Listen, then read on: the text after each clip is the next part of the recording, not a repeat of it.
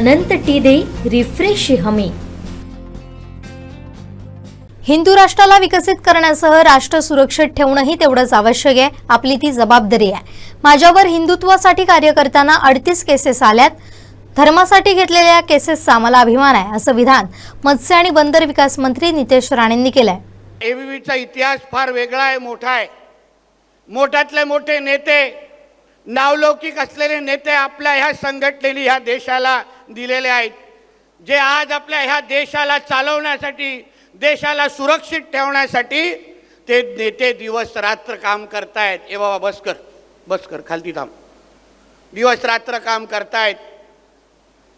मग त्या मार्गावर तुम्ही सगळेजण चालत असताना तुमच्या सगळ्यांची नेमकी जबाबदारी काय?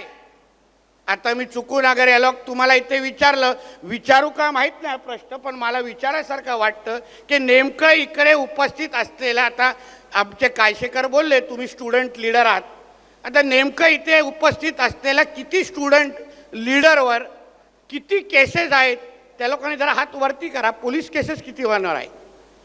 1 2 3 4 बघा, 6-7 जण आहेत, 6-7 जण, त्याच्यावरती 2 डिजिटमध्ये आकडा पण जात नाही आहेत। हिंदुत्वासाठी काम करणाऱ्यासारखा माझ्यासारख्या हिंदुत्ववादी कार्यकर्त्यावर फक्त गेली 2 वर्षामध्ये 38 केसेस आलेले आहेत। 38 केसेस हे का मी माझ्या स्वतःसाठी घेतलेलं नाही, माझ्या धर्मासाठी, समाजासाठी आणि माझ्या देशासाठी घेतलेलं आहे आणि मला सार्थ अभिमान आहे।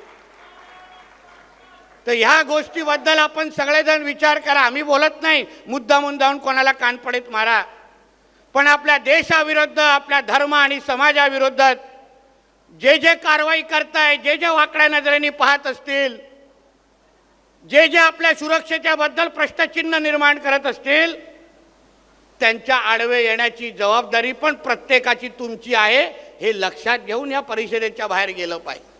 नाही तर काय कुडता बिडता घातले तर झाले लीडर, बाकी करायची काय गरज नसते ना। तुमचं काम, कार्य, तुमची निष्ठा, तुमचा कडवटपणा, ह्याही गोष्टी महत्त्वाच्या आहेत। आमचे दिवसभरातले सर्व अपडेट्स, ताज्या घडामोडी आणि थेट लाईव्ह पाहण्यासाठी सबस्क्राईब करा, लाईक करा कोकणचं नंबर 1 महा चॅनल कोकण 7 लाईव्हचं YouTube चॅनल।